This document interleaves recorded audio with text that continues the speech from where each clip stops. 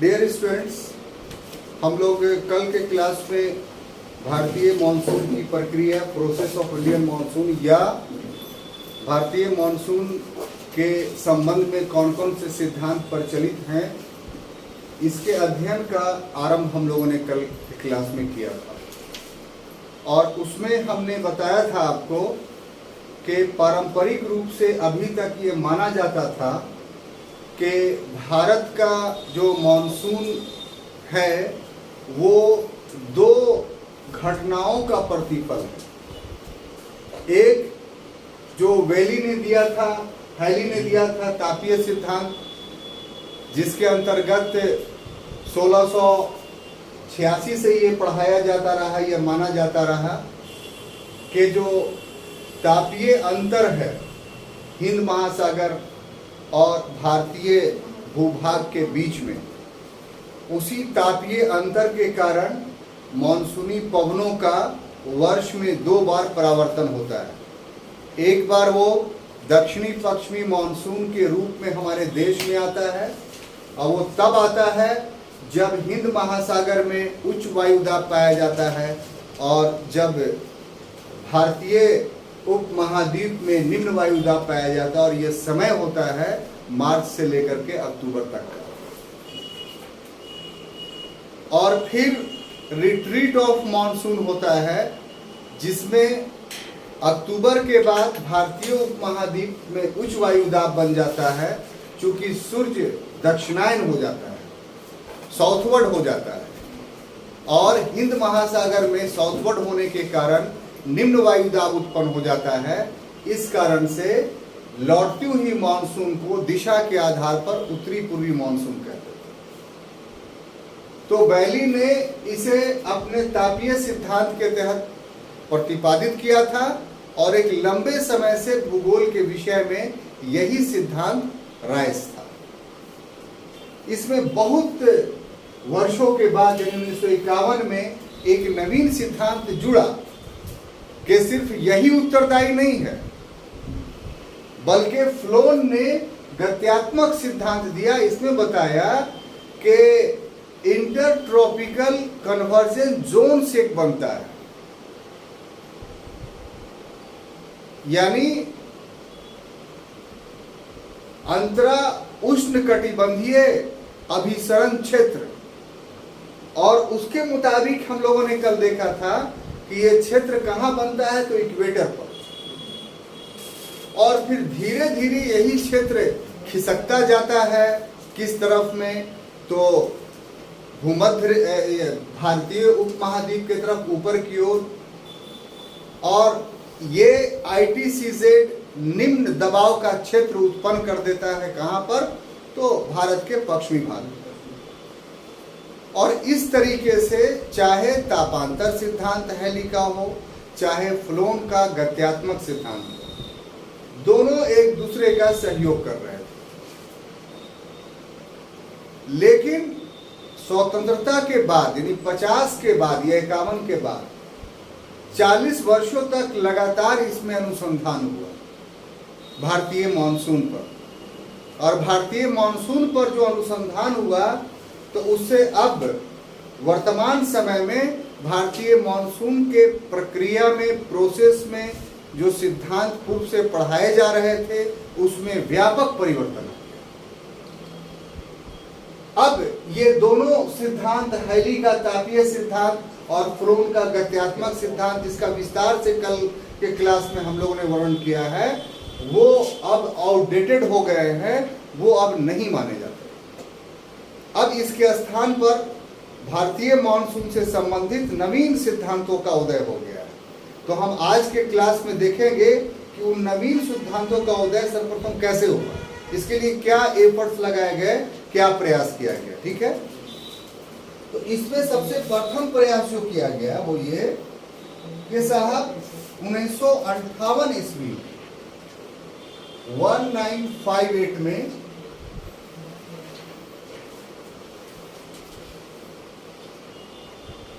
भारतीय मौसम वेधशाला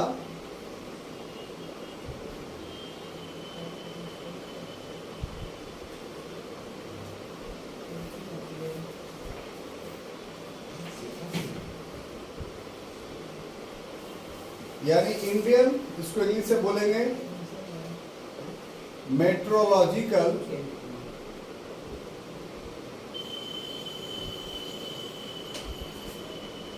ऑब्जर्वेटरीज,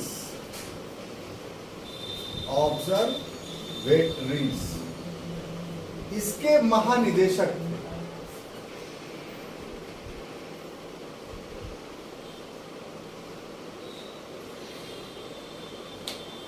जिनका नाम था डॉक्टर कोटेश्वर,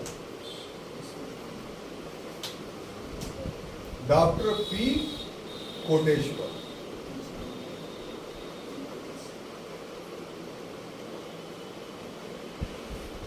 इन्होंने एक नवीन सिद्धांत दिया और कहा कि जो भारतीय मॉनसून है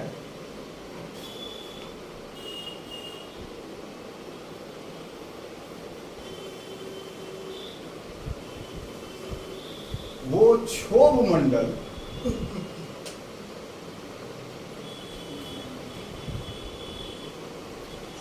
की परिघटना के कारण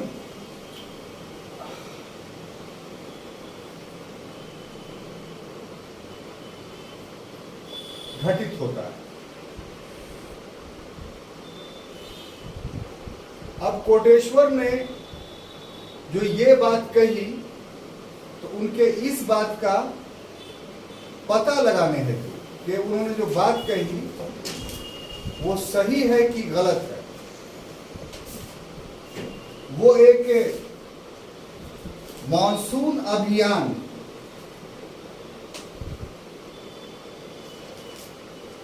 मॉनसून एक्सपेडिशन, जिसका शॉर्ट फॉर्म है मोनेक्स,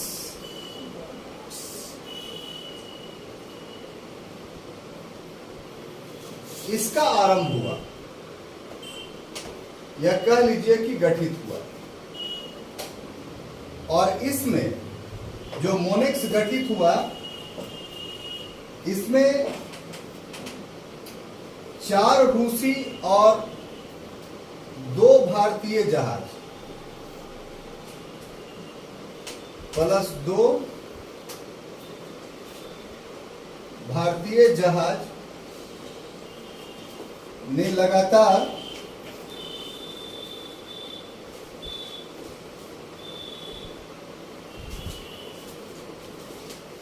जांच किया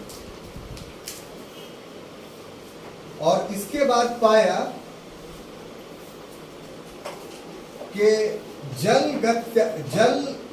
गत्यात्मक प्रभाव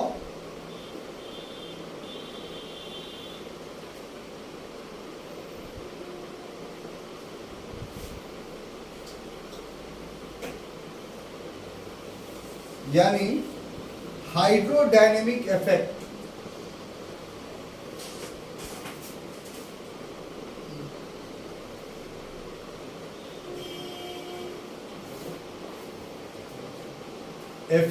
इसके वजह से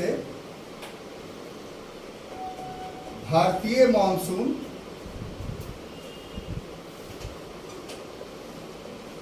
उत्पन्न होता है।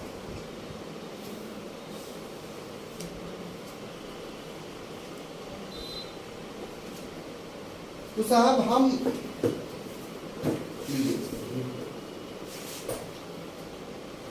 तो जो नवीन विचारधारा, इसको सिस्टमेटिक वे से समझने की कोशिश करेंगे। ये तो कल के क्लास में बता दिया मैंने, आज भी इसका समरी दे दिया हमने। तो उसमें साबित हो गया कि जो हैली का तापीय सिद्धांत या फ्रोम का गत्यात्मक सिद्धांत है, वर्तमान समय में भारतीय मॉनसून के उत्पन्न होने का ये कारण नहीं माना जाता है। तो जो नए कारणों का उदय हुआ वो कैसे हुआ, उसका विवरण हम दे रहे हैं और ये आपको सब्जेक्टिव ऑब्जेक्टिव दोनों के लिए महत्वपूर्ण है। इसमें से वस्तुनिष्ठ प्रश्न भी पूछे जाएंगे आपको, और अगर मेंस का क्वेश्चन आया तो भी आपको ये तथ्य आपको लिखना है कि शुरुआत कहां से हुई इस बात का पता लगाने के लिए। ये बात उदित कहां से हुआ, तो उदित हुआ 1958 में, 1958 में। और कैसे, तो भारतीय मौसम वेधशाला इन इंडियन मेट्रोलॉजिकल ऑब्जर्वेटरीज जो है एक ऑर्गेनाइजेशन से गवर्नमेंट ऑफ इंडिया का, जिसका पुणे में हेडक्वार्टर है, तो इसके महानिदेशक थे डॉक्टर पी कोटेश्वरम। ये इंटरनेशनल मेट्रोलॉजिकल ऑर्गेनाइजेशन जो यूएनओ का एक संगठन है, एक ऑक्सिलरी ऑर्गेनाइजेशन है। यूएनओ के मेन ऑर्गेनाइजेशन 6 हैं, बाकी बहुत सारे ऑर्गेनाइजेशन ऑक्सिलरी हैं, सहायक हैं, जो उससे जुड़े हुए हैं। जैसे फूड एंड एग्रीकल्चर ऑर्गेनाइजेशन, ये भी उसका ऑक्सिलरी। जैसे ILO इंटरनेशनल लेवल ऑर्गेनाइजेशन, ये भी यूएनओ का संगठन है लेकिन ऑक्सिलरी। तो उसी तरीके से इंटरनेशनल मेट्रोलॉजिकल ऑर्गेनाइजेशन, ठीक है, IMO इसको बोलते हैं, वहां जो है वो व्याख्यान चल रहा था, लेक्चर्स चल रहा था। तो जब अंतर्राष्ट्रीय संगठन लेक्चर्स देने के लिए बुलाता है तो अपने विषय का वैश्विक ख्याता प्राप्त व्यक्तियों को बुलाता है,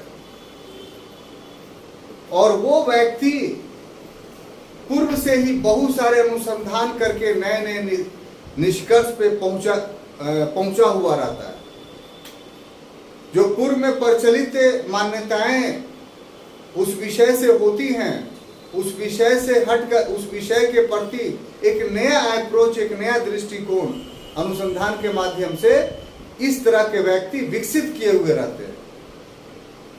तो उस विषय से संबंधित ऑर्गेनाइजेशन जब वार्षिक सम्मेलन अपना बुलाता है, उसमें अपना लेख प्रस्तुत करने के लिए वैज्ञानिकों को कहता है, तो वहीं से नए विचार उभर करके सामने आते हैं।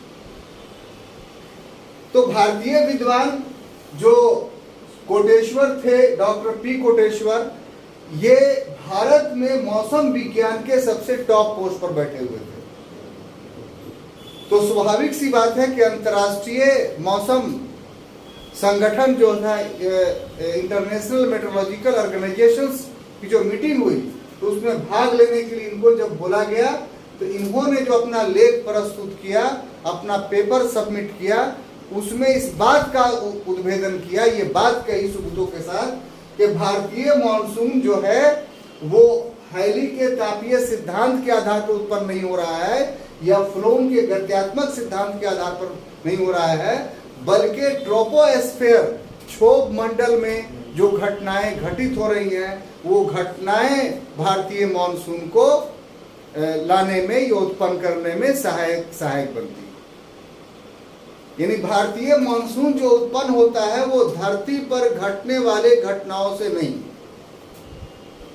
बल्कि आसमान में घटने वाली घटनाओं से। और आसमान में भी घटने वाली घटनाएं वो जो ट्रोपोस्फेयर में, क्षोभ मंडल में घटित होती है। आपको पता होना चाहिए कि वायुमंडल के 5 स्तर हैं। इसमें सबसे पहला स्तर धरती से जुड़ा हुआ जो स्तर है, उसी को क्षोभ मंडल या ट्रोपोस्फेयर कहते हैं, और ये 18 किलोमीटर की ऊंचाई तक पाया जाता है। और फिर 18 से लेकर के 50 किलोमीटर तक की ऊंचाई तक जो पाया जाता है, उसको हम लोग बोलते हैं समताप मंडल, इसी में ओजोन मंडल। और उसके बाद 50 से लेकर के 80 किलोमीटर तक जो पाया जाता है, उसको बोलते हैं हम लोग मध्यमंडल। और फिर 80 से 120 तक जो पाया जाता है, उसको बोलते हैं आयन मंडल, आयनोस्फीयर। और उसके बाद का जो मंडल है उसको बहिर्मंडल बोलते हैं। तो मॉनसून जो उत्पन्न होता है वो क्षोभ मंडल में घटित होने वाली घटनाओं से, अपने आधार पे सारे परमाणुओं के साथ पी कोटेश्वर ने ये बात कह दी। कब? 1958 में। अब देखिए, कोई भी वैज्ञानिक आविष्कार होता है तो उसका रिजल्ट फौरन नहीं आता है।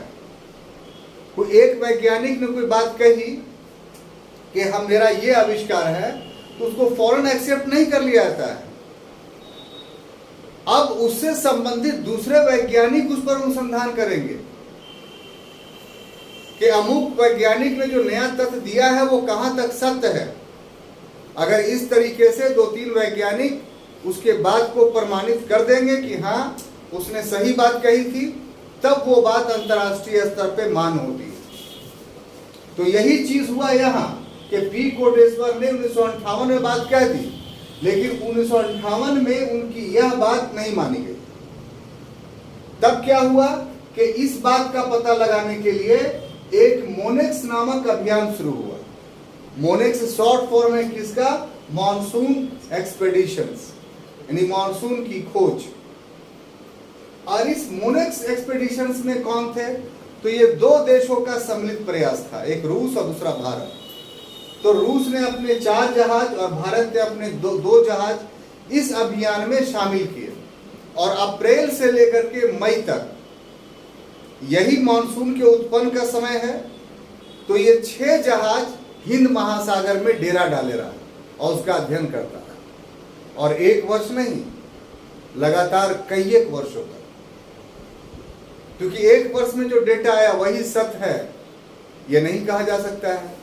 तो उस तरह के डेटा लगातार अनेक वर्षों तक आते जाएंगे, तभी आप मानेंगे कि ये जो घटना है या परिघटना है, जो इवेंट्स है, वो कोटेश्वर के अनुरूप। तो इस तरीके से साहब ये अभियान दल ने है अनेक वर्षों तक जांच की, और जांच के बाद पता ये चला कि हाँ, कोटेश्वर का जो बात था वो सही था। और उसके लिए एक अलग इस अभियान दल ने टर्मिनोलॉजी का इजाद कर दिया कि जो क्षोभ मंडल की बात हो रही है, वहां घटना कौन सा घट रहा है? तो जल गत्यात्मक प्रभाव, यानी हाइड्रोडायनेमिक इफेक्ट। अब ये जो वर्ड है जल गत्यात्मक प्रभाव, हाइड्रोडायनेमिक इफेक्ट, ये काउज है भारतीय मानसून के उत्पन्न होने। 58 से पहले, या कह लीजिए वर्तमान से पहले, हम लोग मान रहे थे कि तापीय सिद्धांत और गत्यात्मक सिद्धांत उत्तरदायी है भारतीय मानसून के लिए। लेकिन अब ये प्रूफ हो गया कि अब जो मानसून के लिए उत्तरदायी कारक है वो जल गत्यात्मक प्रभाव, हाइड्रोडायनेमिक इफेक्ट एग्जाम्पल। तो साहब यही क्वेश्चन बन जाएगा आपके लिए ऑब्जेक्टिव। अगर ये बन जाएगा तो सोचिए कितना टफ होगा मुन्ना भाई, समझते हैं इस बात को? तो इसलिए क्लास में इन सभी चीजों को बहुत आसानी से जो है आपको समझने की कोशिश करना चाहिए। तो यहां तक का ये बताइए कि आप समझे कि नहीं समझे, पूरी बात समझ गए? अब देखो कि हमको इस शब्द को लेके चलना है, क्या कि जल गत्यात्मक प्रभाव, हाइड्रोडायनेमिक इफेक्ट। हाइड्रो जल का अर्थ समझ गए, यानी पानी, ठीक है। दूसरा गत्यात्मक यानी डायनेमिक। डायनेमिक किससे? डायनेमो से निकला है। डायनेमो से क्या होता है? ऊर्जा उत्पन्न होती है। तो इसका मतलब ये हुआ कि जल से जो ऊर्जा उत्पन्न हो रही है उसका जो इफेक्ट पड़ रहा है, उस इफेक्ट से मानसून की उत्पत्ति हो रही है। जल से जो ऊर्जा उत्पन्न हो रही है, उस उत्पन्न ऊर्जा का जो प्रभाव पड़ रहा है, उस प्रभाव से मानसून की उत्पत्ति हो रही है। क्लियर? अब देखिए साहब कि जल के इस ऊर्जा से कौन सा प्रभाव उत्पन्न हो रहा है, यही लोगों ने पता किया। तो पता ये चला कि पहला के तिब्बत का पठार का गर्म होना सबसे बड़ा कारण है इस जल गत्यात्मकता प्रभाव का। जो जल गत्यात्मकता इफेक्ट उत्पन्न हो रहा है सोनू भाई, उसमें सबसे बड़ा कंट्रीब्यूशन जो है वो तिब्बत के पठार का है। तो इसको हम लोग को समझना होगा कि तिब्बत का पठार का क्या मैकेनिज्म है जो हमारे देश में या देश के अगल बगल के क्षेत्रों में मानसून ला देता है। दूसरा जो चीज है जो इसको इफेक्ट करता है वो है जेट स्ट्रीम।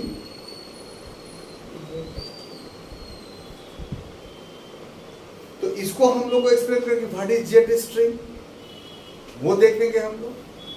क्लियर? तीसरा है कि उपरीतल परिध्रुवी वाताग्र सरकम पोलर विर्ल, इसको देखेंगे हम लोग। और चौथा है एल नीनो इफेक्ट।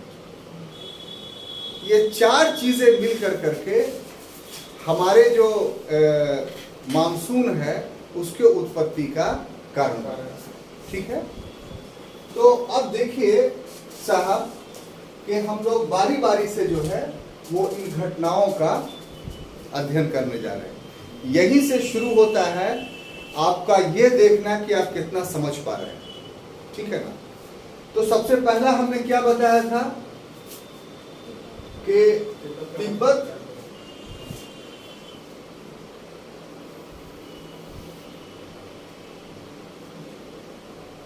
का पठार, ठीक है ना। अब देखिए इस अनुसंधान पेन नहीं, तो तिब्बत का पठार है का, सबसे पहली बात ये। तो ये देखिए तिब्बत का जो, ये देखिएगा तो आपको सबसे पहले हम इसका एक छोटा सा नक्शा बना देते हैं ताकि आपको बढ़िया से समझ।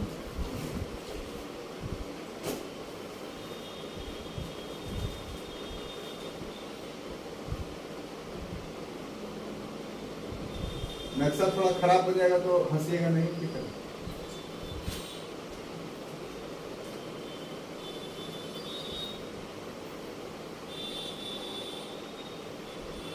खराब बनेंगे।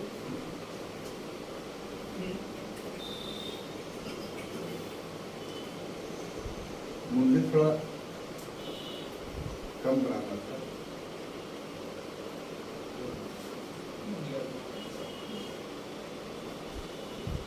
इंडिया बनाएंगे तब ना,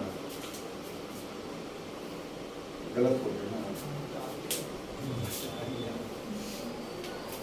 ये बनाना तो इंडिया ही है, लेकिन वो बड़े बोर्ड में आदत है, तो छोटा उसको बनाने में दिक्कत हो रहा है। वो छोटा नक्शा बनाना है। अब देखिए ये तो दिवाकर भाई जोश में आके बोल दिए हैं और हैं कंजड़,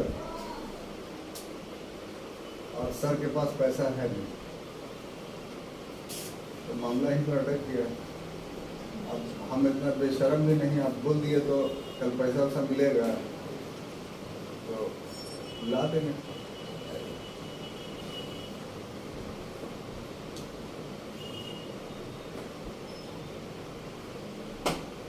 चलिए इतना से काम चलेगा, ठीक है।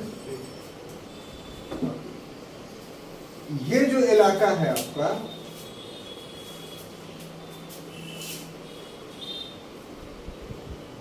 यहीं पर तिब्बत का पठार जो है अवस्थित है, ठीक है। ये जो तिब्बत का पठार है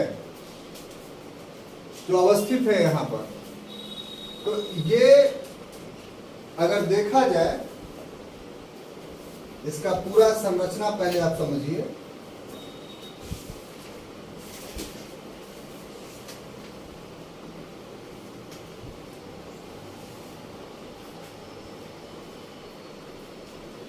तो ये 4000 मीटर जो है ऊंचा है, ठीक है। और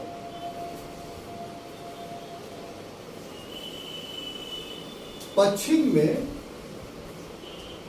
जो इसकी चौड़ाई है वो दो तरीके से, पश्चिम और पूर्व। पश्चिम में जो चौड़ाई है इसकी वो 600 किलोमीटर, और पूर्व में जो है वो 1000 किलोमीटर, ठीक है ना। अब देखिए कि ये कैसे अकाउंटेबल है भारतीय मॉनसून के लिए। तो ये जो इतना ऊंचा है और इसकी जो इतनी चौड़ाई है, और साथ ही साथ इसके साथ साथ जो हिमालय पर्वत है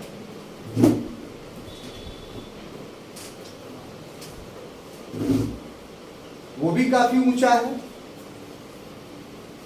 तो ये जो दोनों परिवेश है, यानी तिब्बत का पठार और हिमालय पर्वत, ये दोनों मिलकर के क्या करता है कि जो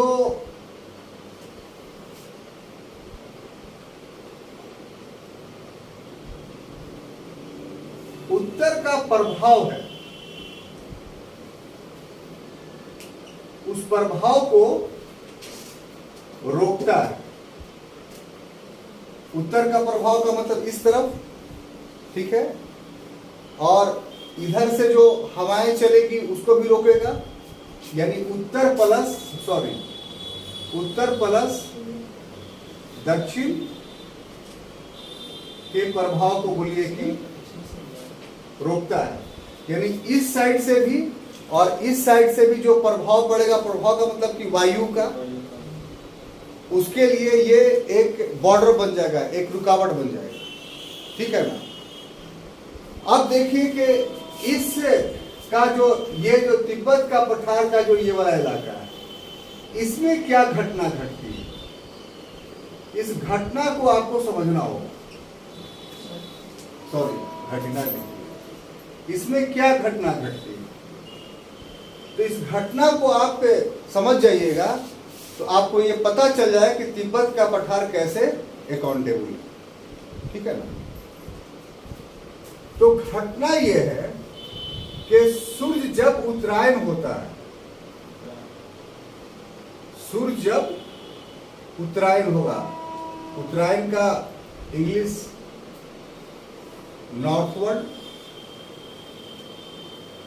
यानी उत्तर के दिशा की तरफ जब आएगा, तो अब देखिए कि ताप जो सूरज का है, वो सूरज आपका कहां पर आ जाएगा, यहां पर। उत्तरायण का मतलब कि सन यहां पर चला आएगा, है ना, इससे ऊपर नहीं जाएगा।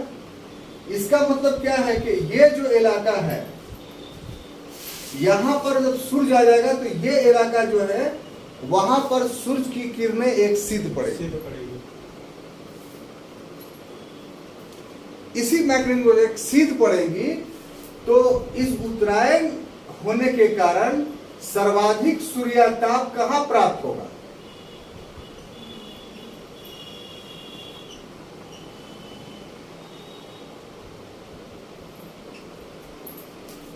ये पूरा एक आप अपने समझ के लिए ये कर लीजिए कि ये पूरा एक सूरज के प्रभावाधीन इलाका हो गया। तो ऐसी स्थिति में सोनू भाई ये देखिए कि इस सन रेस का सर्वाधिक सूर्यताप कहां प्राप्त होगा, पहले बताइए तब हम बताते हैं।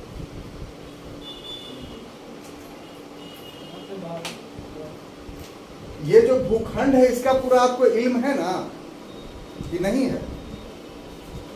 इधर जो है मैदान है, इधर पठार है, इधर पर्वत है, आइए खुद एक पठार है।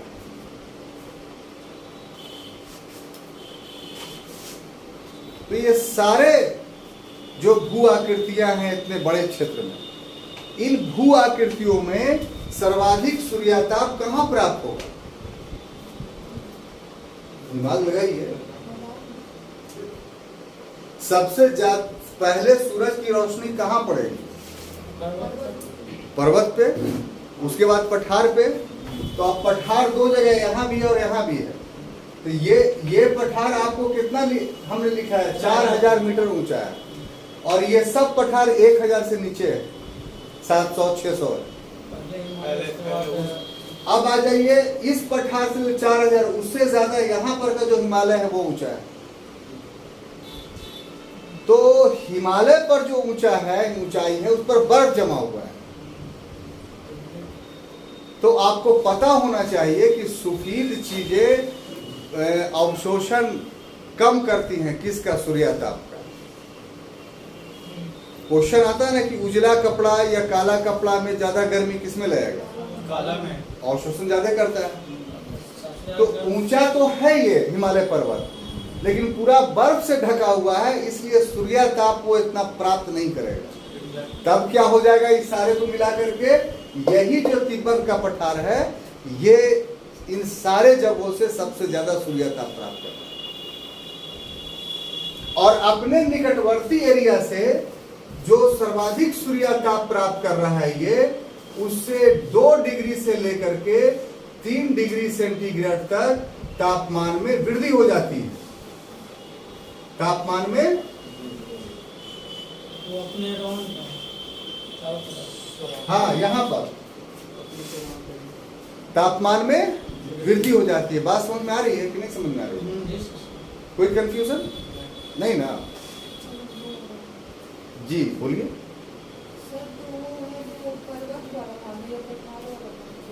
वेरी गुड, एकदम इस ढंग से चलिए। ये आपका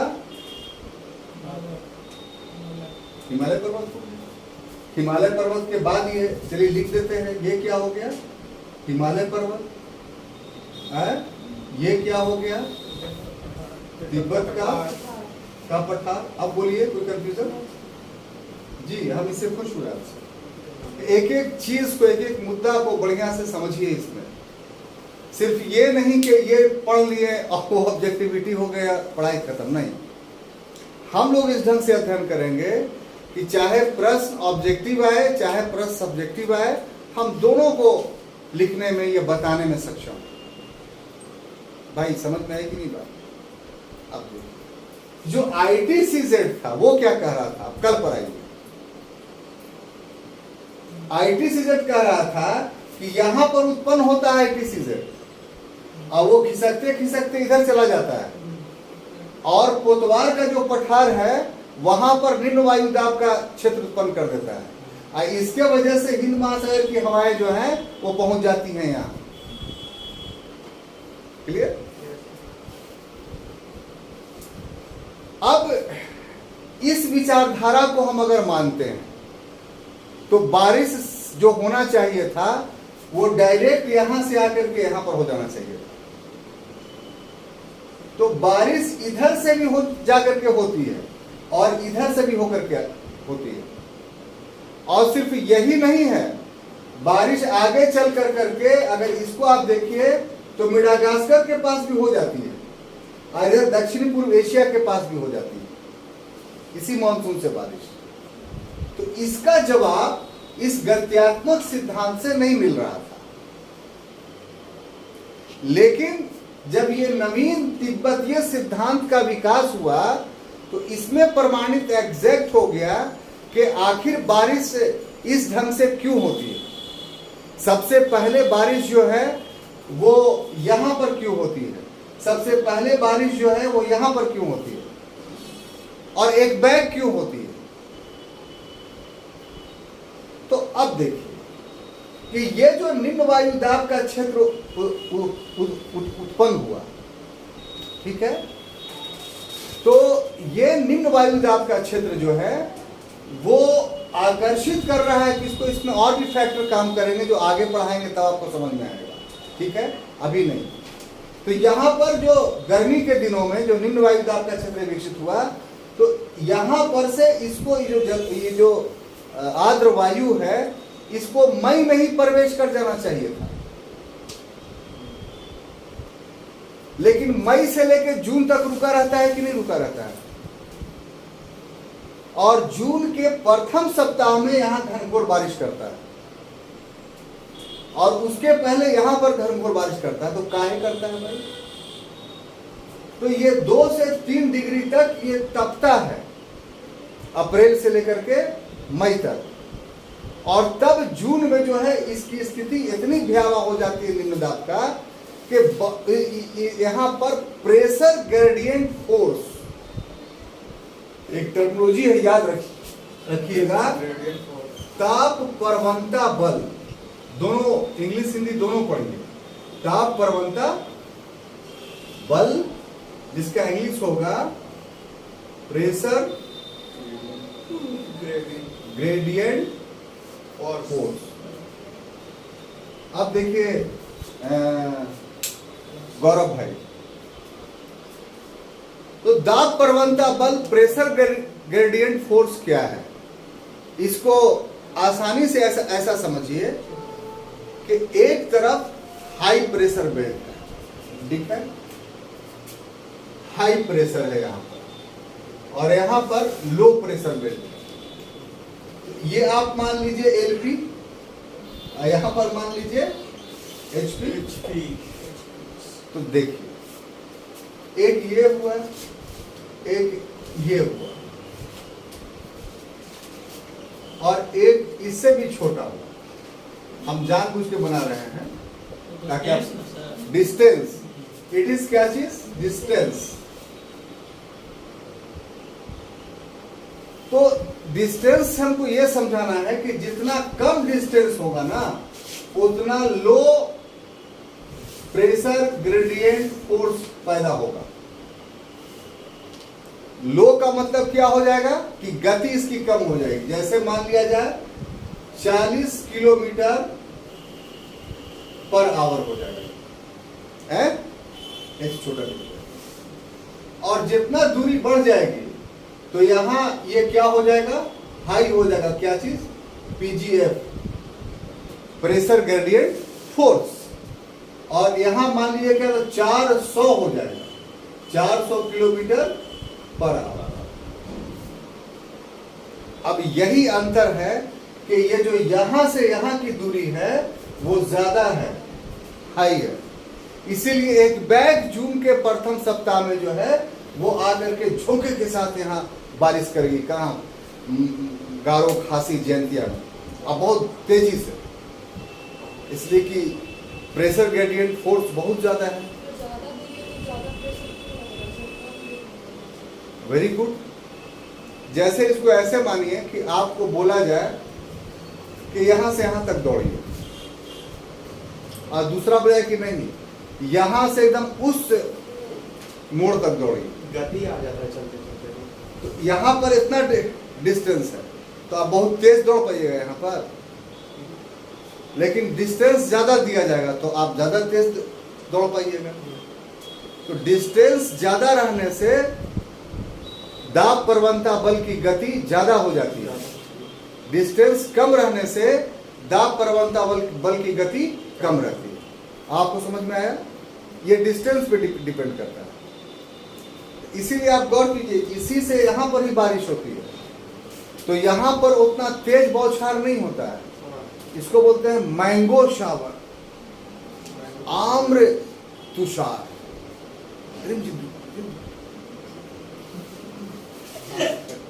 लेकिन इसको बोलते हैं काल बैसाखी, थंडरबोल्ट, एकदम गरज के साथ आकर के बारिश करता है। क्यों? डिस्टेंस ज्यादा होगा। ठीक है, बात समझ में आई? अब यहीं पर यह समाप्त नहीं हो जाता है। अब उसके बाद क्या होता है कि ये जो भी परिघटना घट रही है, आप देखिए कि 4000 मीटर की ऊंचाई पर है। 4000 मीटर की ऊंचाई का मतलब क्या? 18 किलोमीटर जो है वो ऊंचा है क्या? ट्रोपोस्फीयर। तो 1 किलोमीटर में कितना हजार हो गए मुन्ना भाई?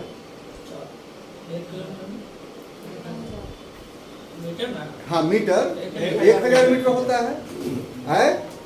यानी यहां पर जो 4 किलोमीटर इधर गया ये 4000 मीटर की ऊंचाई पर है। तो इसका मतलब कि ये ट्रोपोस्फीयर के किस जगह पर है? तो 4 किलोमीटर की जगह पर है, ये हम बताना चाह रहे थे। आप समझ में आ गया? नीचे से 18 किलोमीटर तक क्या है बोलिए ना? ट्रोपोस्फीयर है। और 4000 मीटर जो है ऊंचा तिब्बत का पठार है, वहां पर यह निम्न वायु दाब का क्षेत्र उत्पन्न हो रहा है। यानी ट्रोपोस्फीयर के किस पार्ट में निम्न दाब उत्पन्न हो रहा है? 4 किलोमीटर। 4 किलोमीटर का। Very good. यही है। तो ये जो बोला था कि ये जो जल गत्यात्मक प्रभाव है वो कहाँ घट रहा है? तो क्षोभ मंडल में। तो आपको दिखाई पड़ रहा है क्षोभ मंडल में, कोई दिक्कत नहीं। अब आइए कि ये जो वहां पर आया तो रुक जाना चाहिए था, इस हवा को सब उड़े तो कुछ देर रुका रहता है। देखिएगा असम में, मेघालय में जो बारिश होती है तो हुआ उसके बाद 15 दिन के 10 दिन के बाद आपके यहाँ पहुंचता है। ऐसा आप देखते हैं ना कि नहीं देखते हैं? ये क्यों होता है, इसको आपको समझना। तो ये जो यहां पर का ट्रोपोस्फीयर का ऊपर का निम्न वायुदाब का क्षेत्र है, वो ऊपर जो है चला आता है, यहां से ऐसे क्रॉस करते करते मेडागास्कर तक। कहां आ जाता है? मेडागास्कर। तो आप गौर से देखिएगा कि पानी जो है ऐसे ग्रेजुअली धीरे धीरे बरसता है और यहां तक कम हो जाता है। यही नई खोज है। और यहां पर ये वायु जो है वो नीचे की ओर खिसक जाता है, यानी जमीन में बैठ जाता है और तब तक अपनी सारी आर्द्रता खत्म कर चुका होता है, इसलिए गर्म हो जाता है। और फिर जाकर के कहा, तो यही वायु फिर नीचे जाकर के यहां मिल जाता है, तो गर्म रहता है। तो ये वायु जो गर्म होता है तो फिर इसको गर्म कर देता है और प्लस सूर्य भी इस साइड से आते आते यहां पर पहुंच जाएगा, तो फिर यहां लो प्रेशर बेल्ट पैदा हो जाएगा। क्या?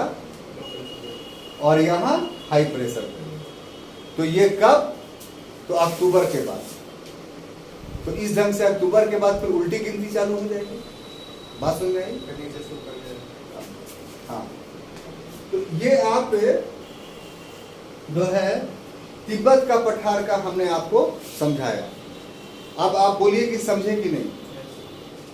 अब दूसरा हमको जो बता रहा है वो jet stream. What is jet stream? इसको मिटाए, फोटो खींचिएगा, फोटो खींचे, फिर दूसरा मैप बनाना पड़ेगा, बताना पड़ेगा आपको।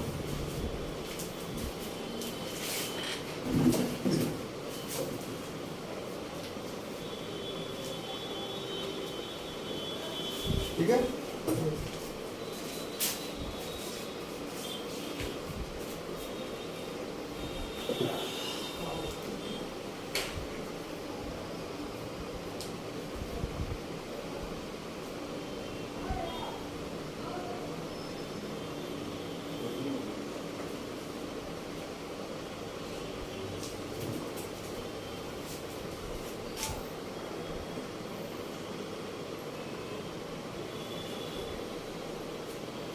तीन चीज पढ़िए, तीनों चीज मिला करके जल कत्यात्मक प्रभाव हाइड्रोडायनामिक इफेक्ट कहलाएगा।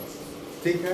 तो तिब्बत का इफेक्ट एक पार्ट है उसका, दूसरा पार्ट है जेट स्ट्रीम।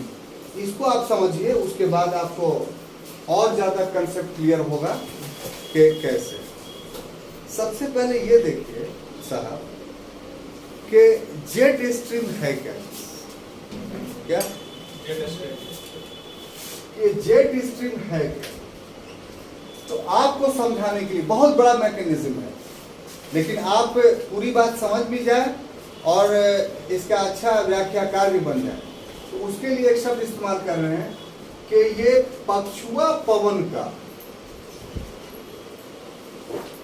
पछुआ पवन का, यानी इसको इंग्लिश में क्या बोलते हैं? वेस्टर्लीज।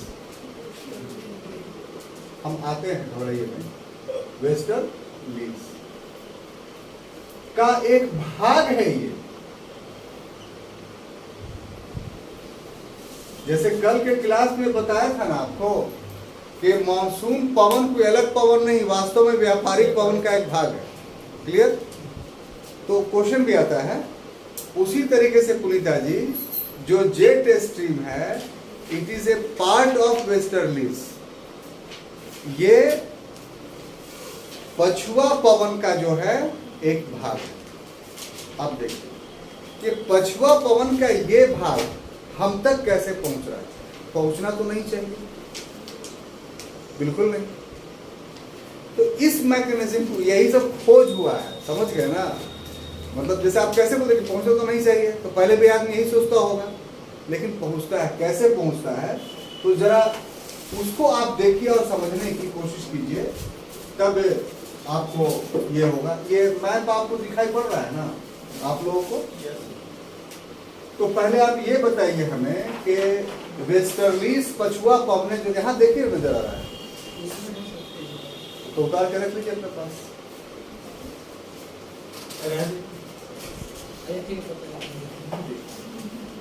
तो आप ये बताइए, पवन आप पढ़ चुके हैं, जैसा कि कल ही बताया कि व्यापारी पवन 23.5 डिग्री सेंटीग्रेड में चलती है, और उसके बाद जो है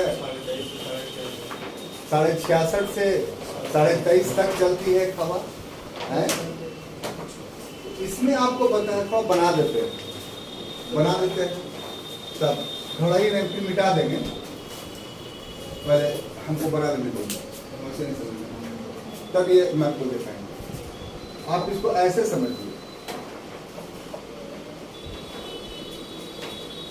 कि इसको 0 डिग्री है, ये एक है, और ये यही ना मामला है। तो इसका जो दिशा होता है वो इस ढंग से व्यापारिक पवन है, और इसका जो पछुआ पवन का होता है, तो पश्चिम इधर हुआ, इधर पूर्व हुआ, तो पश्चिम की तरफ से बह रहा है ये।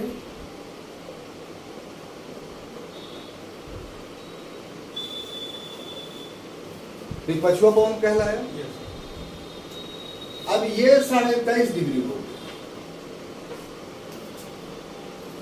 अब आप देखिए, इतनी बात समझ में आएगी। अब आप यहां देखिए कि ये जो मेडिटेरियन सी है, यही ना पछुआ पवन का इलाका है। यहाँ कितना 23.5 से ऊपर पड़ रहा है, 23.5 से ऊपर यहाँ देखिए मेडिटेरियन सी। तो मेडिटेरियन सी में जो है पछुआ पवन चली आई, वेस्टर्ली चली आई। कोई कंफ्यूजन?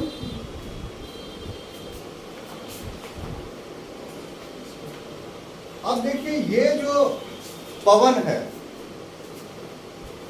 वो एक भाग है, तो ये इसका बहुत सारे क्षेत्र में जाएगा। इसका एक भाग कहां? भूमध्य सागर के पास चला है, यानी मेडिटेरियन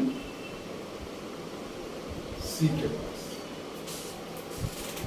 अब भूमध्य सागर से ये पश्चिम भी जा सकता है और पूरब भी जा सकता है, दोनों तरफ जा सकता है।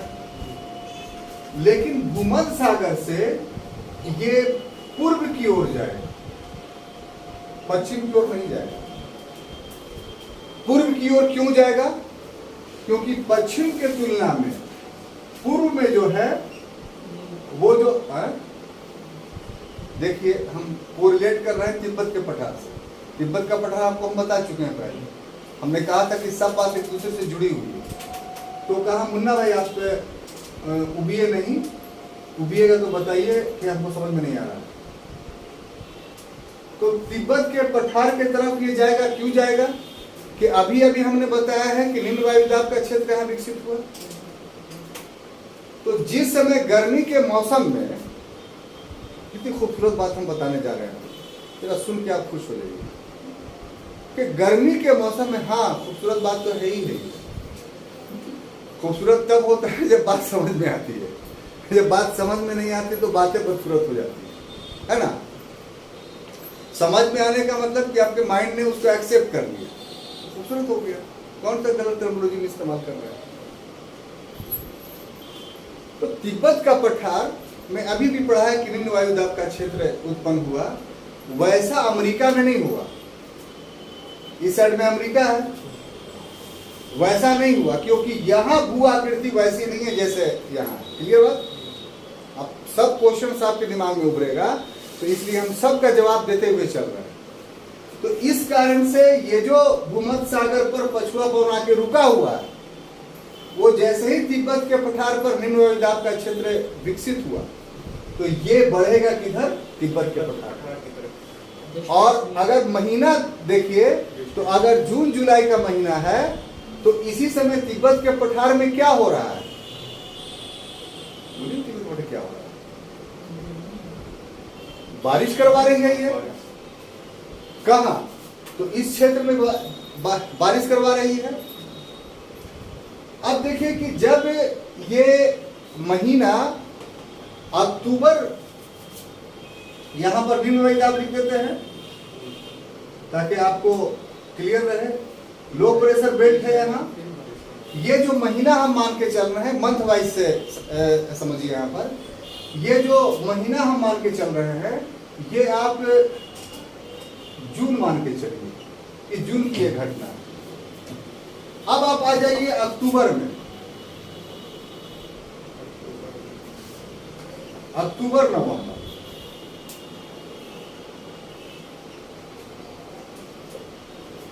तब अब ये अक्टूबर नवंबर क्या होगा कि जो तिब्बत के पठार का निम्न वायुदाब था ये वाला, जो तिब्बत के पठार का निम्न वायुदाब था ये घिसक करके जो है वो चला जाएगा आपको बंगाल की खाड़ी में, बंगाल की खाड़ी या प्लस म्यांमार, ठीक है, यानी बर्मा, ठीक है, ठीक है, देखते रहिए आप। उधर गया तो क्या होगा पुनीता जी, जो ये रुका हुआ था पछुआ पवन कहां, भूमध्य सागर पर, कब, जून में, तो ये अक्टूबर नवंबर में ये जो पछुआ पवन है ये गत्यात्मक होगा कि नहीं, यानी गत्यात्मक का मतलब कि गति आएगी, तो चाहे गत्यात्मक लिखे या चाहे गत्यात्मक लिखे। इस टाइम तो वहाँ हाई प्रेशर बेल्ट बन जाता होगा। कहाँ?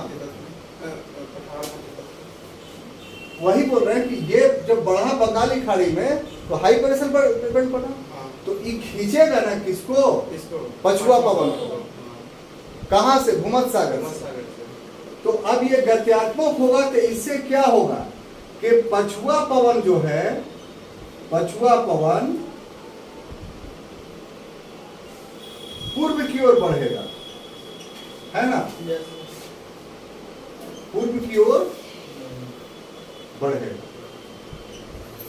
अब देखिए जब पूर्व की ओर बढ़ा तो अब मैप पर आते हैं और यहां से आपको बताते हैं कि ये जो इलाका है यहां से आपको दिखाई पड़ रहा है, ये यहां से बढ़ रहा है, ठीक है,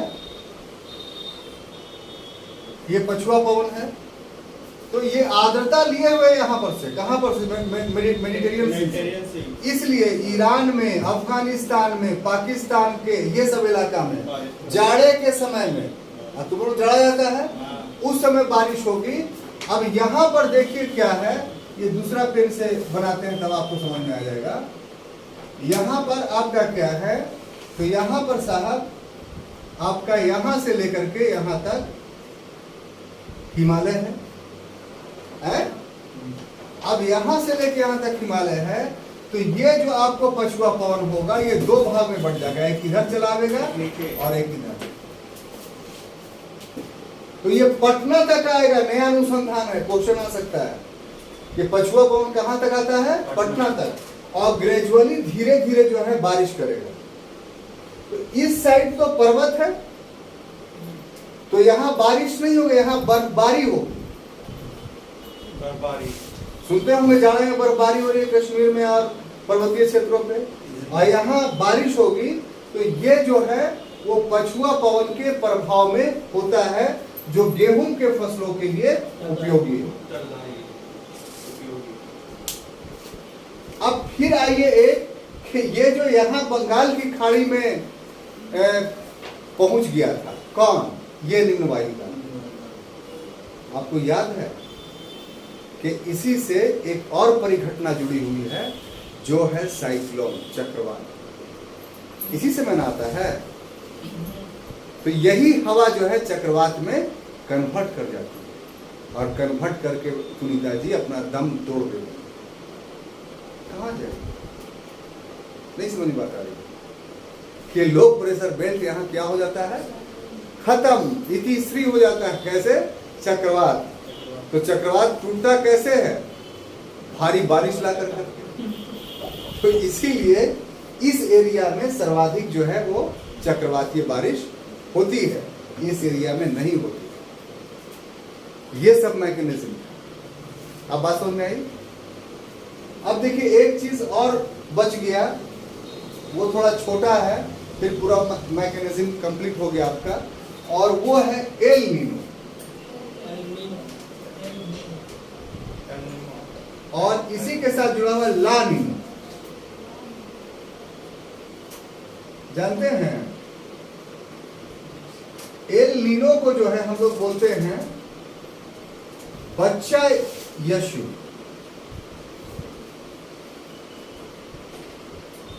यानी चाइल्ड, या कह लीजिए चाइल्ड लिखा हुआ किताब में, यानी बॉय चाइल्ड क्राइस्ट, इसको बोलते हैं बच्ची यीशु, लानिनो, यानी बेबी क्राइस्ट। बेबी जो लड़की पैदा होती है ना, उसको बेबी बोलते हैं, है ना। ऐसे बोलने के चाल में सबको बेबी बोल देता है आदमी, वो एक अलग बात है। अब देखिए बोर्ड इस्तेमाल नहीं करेंगे, आपको मैप का इस्तेमाल करके समझाते हैं।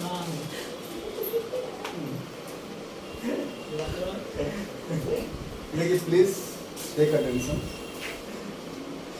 जो एल नीनो क्या है, वो इसी से जुड़ी हुई परिघटना है जिसका मानसून पर डायरेक्ट इफेक्ट पड़ता है। और वो क्या है कि ये जो आप पेरू का तट देख रहे हैं, इसमें ठंडी जलधारा बहती है, जिसको हम्बोल्ट जलधारा बोलते हैं।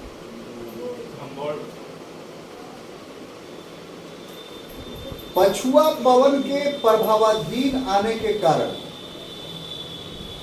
ये जो पेरू की चिली की जो तट है, वो किसी समय गर्म हो जाती है।